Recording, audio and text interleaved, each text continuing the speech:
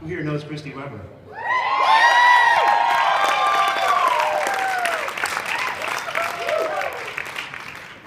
I thought a few people might know her. So Scott Grahams wrote a really eloquent script for me to introduce Christy Webber. And I felt like the best way to honor her was to ditch that. You know, I know.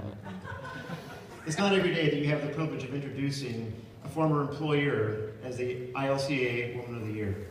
So this is going to be just a little bit more personal. She is the business owner from a small town in Michigan who took a chance on this farm boy. She introduced me to people, concepts, and situations that very few other places in America could have. And when ILCA came knocking, she encouraged me to accept the ILCA Board of Directors nomination with a resounding, "What an honor. Hell yeah, you gotta do it." Christy Webber is one of the most dynamic people you'll ever meet. She swears like a sailor and cries like a baby. Sometimes in the same sentence. She's equally as comfortable in a room full of businessmen and politicians as she is in a shop with laborers and mechanics. But the important thing is she wears boots in both locations. She is humble and yet has a thing for reality TV. I'm pretty sure that The Amazing Race is still kicking themselves for not picking up her Jenny. But throughout it all, she has a deep passion for making people's lives better and making the green industry better. Christy grew up through the school of hard knocks, learning the ropes of our industry day by day, like many of ILCA's members. There were long days followed by longer days, and 7 days in her work week. She poured her heart and soul into Christy Webber Landscapes to build a better tomorrow for her family, her employees, and her community. She surrounded herself with people that shine doing things that, quite frankly, she isn't very good at. And then promptly pushed back against their advice. Always wanting a better solution. This instigated conflict, while not for everyone, can achieve fantastic results, and quite a few memorable moments along the way. If Christy had a personal mission statement, it would be, do the right thing, and whatever it is, get it done. The city of Chicago had a brownfield site in need of development. She built a LEED Platinum building on it. It was the right thing to do after the abuse the site had seen. I remember we finished Chicago's first permeable paver road just hours before the ground would freeze and the first snowfall. Now, for those of you who this may not mean much to, take into account that it was also the first year we ever plowed snow as a company. And we had a little party going on in 24 hours where, I think we called it the grand opening, where Mayor Daley was there and many, many other people in this room. So actually, we were done early.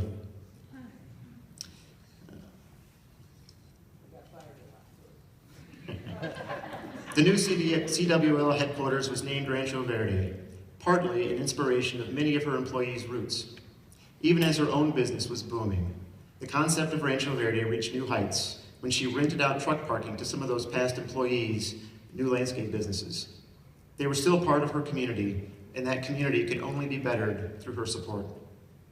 When I first started with Christy, a husband-to-be and a wide-eyed 26-year-old ready to make his mark on the world, she sat me down to give me a few pointers on my new job. I had a pad of paper. I was waiting to scribble down all these wonderful things that were going to propel me through my first season in the big city. Her first words were, I'll share those with you tonight, "People lie." True story.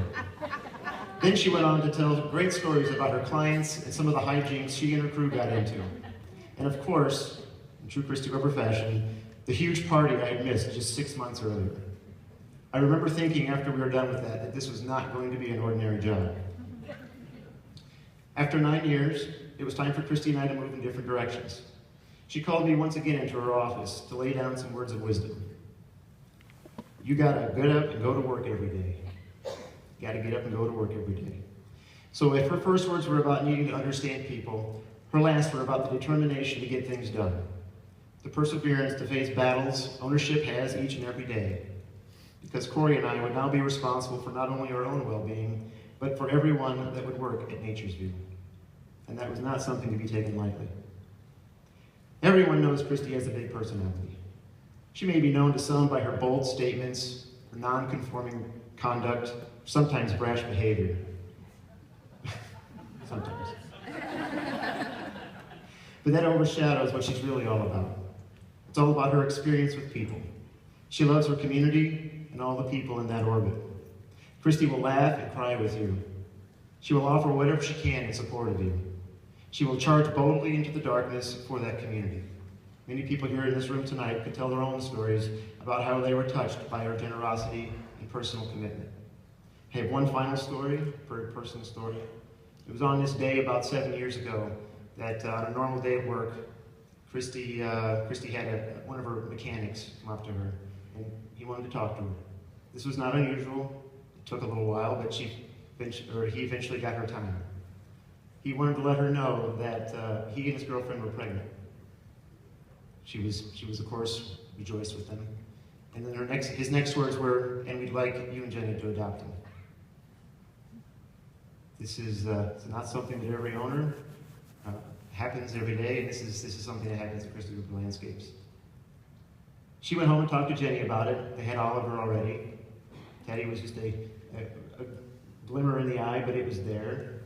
And after a lot of soul searching, a lot of discussion, they decided that this wasn't the best thing for them right now. So she went back to this man and said, "You know what? This isn't right for us right now, but I know a couple of other young couple. They happen to be employees here, and they just started the adoption process." 2.5 months later, my wife Corey and I welcomed that little boy into the world and called him Eli. Thank you. Best thing that ever happened.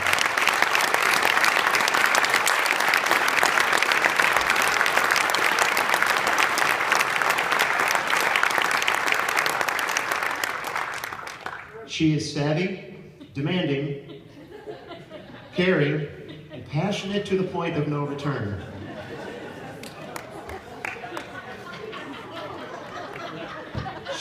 She is simple. She is simple, and yet undefinable.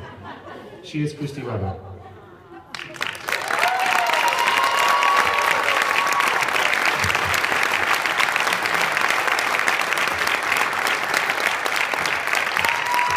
Thanks, Christy.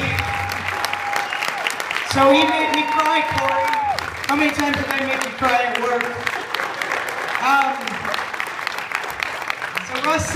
Thank you, Rusty. That is such a true story. When I went home, though, it wasn't so nice. Jenny said, "Absolutely not. We're having our own babies." So the first thing was an apartment with Lisa, right? In Ukrainian village. Then a dog. I think we found a dog. And that ended up in your house. How many people have a dog from the west side? Anyway, poor things. And then a baby. There's a baby. Still cute. Do you still? Anyway. It was the right thing. This kid has a great life, and congratulations to you guys on your business. I'm very proud of you, Rusty. I'm proud of the Molesios. I'm proud of everybody that started a business. I have never been threatened at all by it, ever.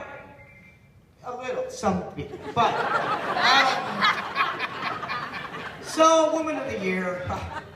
That's not a first, right? Barbara Rossborough got it, but it's a first that you have a Dyke of the Year up here, right? So, I said I'm going to come in the room. I think that I know in my group, there's probably 5 lesbians and 2 black people. Look around. How many black people are sitting in the room are lesbians, huh? So, that's how I roll. And probably more women than, any other company. But the lesbians definitely have to realize that I am the head lesbian. So, you can ask a few of them that don't work for me anymore. And I know them all. So, the first thing I want to do is just thank a lot of people that helped me get here. And some of them were like, whatever, this dumb, girl, and she didn't know what she was doing. And but some people really took a chance on me, and it was mostly because they needed me for the minority stuff. But I did the work, and that's the difference, is that instead of just being the minority out there, I paid attention, and I demanded a lot of my people, and I still demand a ton of my people. When I talk to my Jason Sloat, I say, don't just do it part way, do it all the way. Take this industry and grow it and make it better. And so, that's how it was when I was working for the Moores. They were great, they took me on, and they said, let's let her have her 5%. And Jim and Pete Stevenson, they won't hire me anymore either, by the way. But they were the best. I learned more construction from the Klaus brothers and how to do it right. I'm not kidding you. The best guys out there in the industry. And Natalie was on our shit. Oh, wait, I got my signs. So I was supposed to... all the time. Because she worked at the Park District when we worked over there, and then she went over to Klaus Brothers. So and another great story of the thanks is Russo. I was just this kid with a red pickup truck that my mother lent me money for, and I, went to this store, and they said, I probably didn't even have that pickup. We were probably riding around in Roger's wife's car. It looked like I don't know, it was painted. I finally sanded all this stuff off. Anyway, they gave me a loan for a weed whip and a blower and a mower. And we'll take a chance on you, Christy. And, I spent millions of dollars with Russo and still try to spend a ton of money and still try to, and they don't like this, but I share it too. So, very grateful to their chance that they took with me. And I think, I always forget to thank Jenny. My girlfriend of 15 years. She hates that.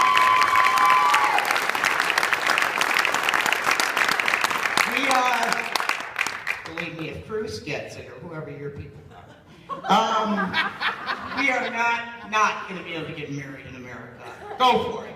I'm telling you, Jenny, I can't be without you, and I'm so grateful. We have these kids. I've never thought in a million years. Like Roger said, I used to lift up my shirt and show him my breast and my belly and say, look at that, and he'd be like, it's disgusting. It's like my buddy's pregnant. And so just that I went through that, it helped me with my staff. It helped me understand more than I ever would. And you do so much, Jenny, to take care of me and to make sure that I eat, that I don't smoke my house, and whatever all the things you do, and take care of the boys. And I think my staff would tell you, and I love everybody here, thank you, I always very proud if you get an award like this, by the way, so they laugh. My staff would tell you that the number one man that came into my life, well, he was in my life, right? Okay, so he was in my life. We walked in the alley. We walked dogs. We killed cats with our dogs. We didn't mean to, but we shot pigeons with my pellet gun right off the, let me get my sign, right off the telephone pole. And I don't even know how I got that pigeon from that, but I know how to shoot a gun. So, you saw me with my brother shooting those rabbits. Roger Post is the man of my world. He is my work wife. He is the man that, and if I had known that he had a degree from Harvard and that he was who he was, and Pluto and all the stories he tells me, I don't know, I would probably have been afraid to talk to him because like Rusty said, I don't understand money. I don't understand finances. It's just not my thing, man. I know how to run a crew. I know how to cut the grass. I know how to plant a tree right. I love this business. He takes care of the money. He makes sure that we have it, that the banks give it to us, that we know what our gross margins are. He makes sure that my staff falls in love with the challenge of understanding how to win in landscaping. Not just go out and get a job, and we get the job, and we get the job, we get the job. Let's get our truck and get up and get the job. No, let's get a job and make money. You know, I'm done losing money. Done. So,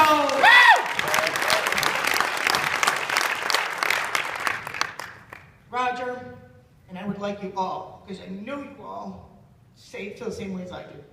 Thank you. So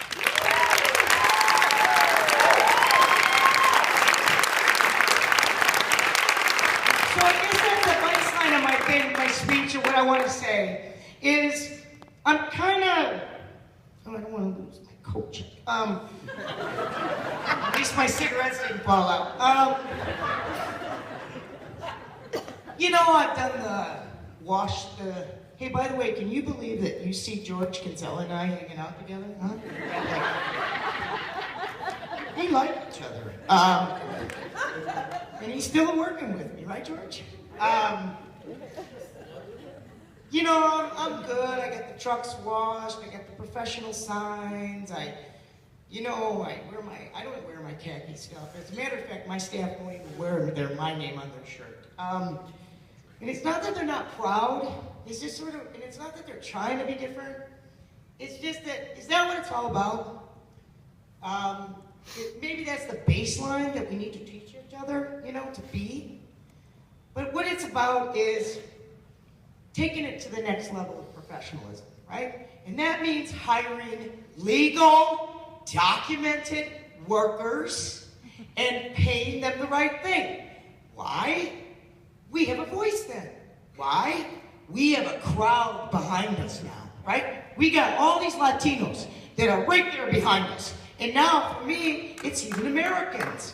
So here they come. They're documented, they're working, they're making a living, and they really, I like my guys. I hear that all the time. They're the best guys. They're the best guys. And then you find out, they maybe got paid after 10 years, $14 an hour. So who can make a living at $28,000 a year, huh? And then to have people tell me, and they live like animals, tend to a house. Well, you fucking try to live in anything and tend to the house at $28,000 a year. So my saying, you want this industry to move forward? You want to be recognized for the great work you do? Because we do some incredible stuff. We are God's people, man. We plant it. We manage it. We water it. And we pay prevailing fucking wage for watering it.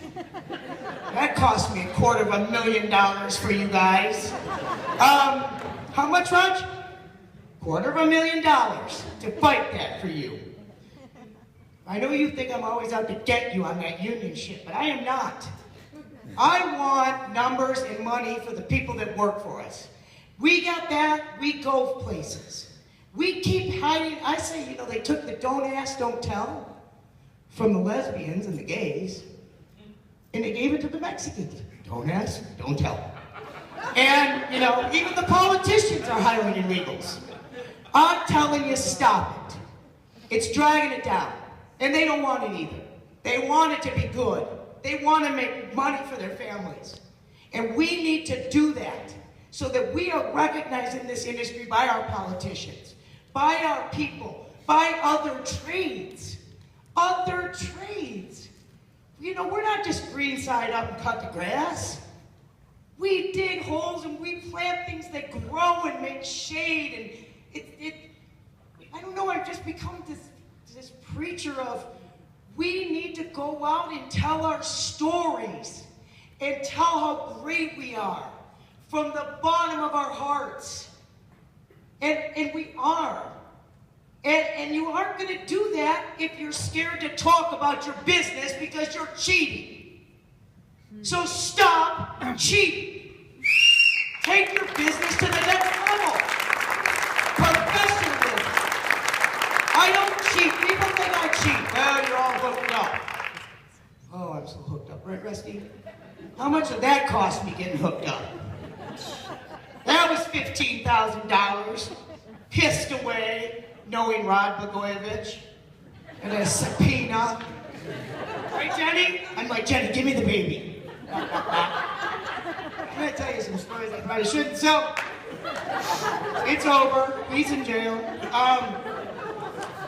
I go to the door with the baby, and it's the Federal Department of Labor, so I think that somebody's called and I'm in trouble, whatever, for something. You know, I've been audited and fined, and I mean, one year we had 16 audits. The Federal Department of Labor audited us.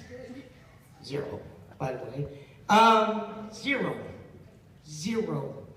So, I don't cheat on overtime. I pay my people drive time. It's the law. Read it. So, take the baby. You know, the federal government's pretty smart. You know, they're their own little kind of gang. It's a gay guy, of course, a pregnant lady. I'm pregnant, I see your baby, and the gay's like, hi, how are you? Yeah. I'm Christy Webber, what do you need? So I'm more of a man than he is. So they're like, hey, you know, I just want to know, you know, what do you know about Rod? And I'm like, Rod, is that why you've been looking after me? They've been looking all over for me because I moved a couple times.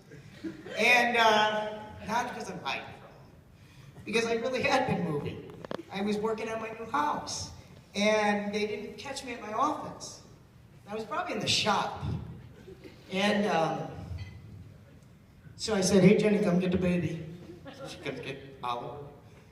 And they're talking to me, trying to get me to say something. And I had already been told by other people that this was going on, that every rock they turned over, you know, poor Rod, you know, everybody was squealing, and it was all kinds of stuff. So, that's okay, they got your boy, he went to jail too. He's out, mine's in. Right back. They took turns. And so anyway, so, you know, I mean, all I can tell you was they tried to trick me.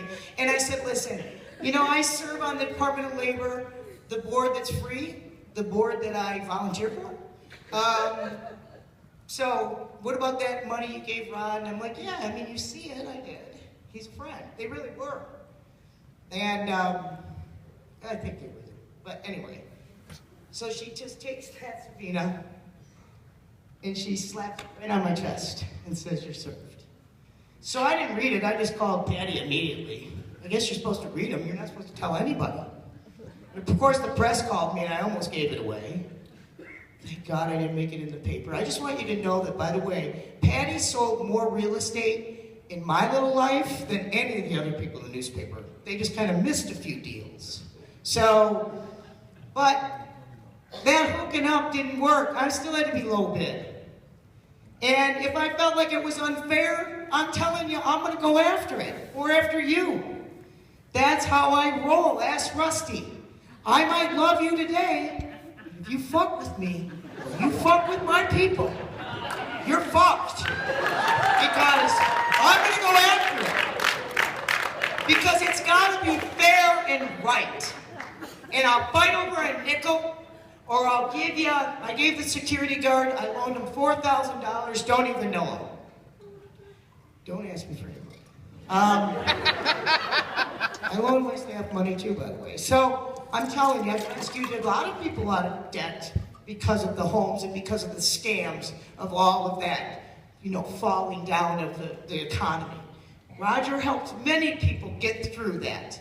You know, we should have a financial office in our place. I'm telling you, that's how we are. We want our people to be happy. You know, but I expect a lot. Ask Corey, ask Rusty, ask a lot of my James Martin, he uses alumni. I love that. Ask many of my alumni. So, you know, I think when you leave us, you walk away and you say, I learned a lot. And I hate her. I can't work that way. I can't work that hard. But I think that a lot of people like Rusty go off and they know now how I felt when I started and where you come and how hard you are and how hard it is. And, you know, we just keep picking away at it. And for me, I just think we need to get our head up out of our asses, stop this nonsense, and start to really show off our work and be proud of our work. Not our trucks, not our uniforms, our work, us, what we do, We are God's stewards. We need to be proud of that. And we need to get out and preach that message and put our arms around things that you think are trends, which, by the way, Scott, one of them was green roofs. Everybody, oh, that's just a trend. Huh, the roofers took it right away from us, didn't they? So, I don't want us to be us. I don't want us to sit here and think that food and farming isn't part of what we need to do. We need to do it. And if I go down to Millennium Park and I planted corn that an Iowan recognizes, you goddamn can do that in your little backyards. I caught so much crap for that. I can't tell you, I almost got fired from that Millennium Park job for doing that. And it was cool. I thought it was cool. Didn't you all think it was cool? Did you go see it? It was cool. And it was cool. And it was forthright. And that's what I need you guys to do. Be thinking. We need to get our arms around design, our landscape architects, and love them. We can't have these architects and engineers going out and saying, I'm a landscaper architect, and I'm going to just stamp these drawings. We are a team. We need to get together with them, and we need to push them up so that we can come behind them and plant it. And then they talk to us like we're not idiots, right? Like, oh, they're just the dumb landscapers. Here they come. Green side up. And no, we're not. We know what we're doing. We've been doing it for years. We should have that. But if my landscape architects don't have any clout in the construction world, how do I have any clout? I have nothing. I'm nothing. I'm nothing. They're the ones that get paid to do the design work and to talk about the plants that I'm planting that are going to die. Nobody in this room. Nobody in this room, but you know what I mean, right? But if they don't have that, and I know Roy Diblick and, these guys all agree with me, if we don't love them and lift them up, and we don't take this to the next level of professionalism, we're dead. And we don't wrap our arms around new and great and innovative ideas, we're dead. We're dead in the water. We won't move forward. And I'll tell you one, guys, you need to get your arms around. And not just because they're John Deere, but they've got that R&D thing. They got the money. Not right now, but they would. And I don't mean to pitch you guys, but I called them up the other day, all excited, at 6:30 in the morning, and I'm like, landscaping, American made. You guys, all you guys in your American made bullshit, we really are American made. We are American. Our steel edging, our trees, everything that we do is made in America. Let's be about that. We're American made. Well, we can't do that because why? We're scared to talk about it because we have this whole little sin going on behind us. Right? Stop. Let's go forward. All right? I feel like now I've been talking to my man. Enough of the redundancy. Get it. Scott, I'm grateful. I hope I didn't offend anybody. If I did, I'm so sorry. I'm not meaning to. Alice, I know you're the only black man in the room. Sorry. And I won't point out the lesbians. That's the good news. We can hide, but if we had an L, you discriminate against us too, right? So that's what I always say. The blacks, you see them coming. The lesbians, you gotta guess. Not with me though, right? But anyway, I'm so grateful and so honored, and I hope my whole goal when I walked up here was to move you and to encourage you to be what you get where I'm going with it, right? Yeah. You got it? Amen.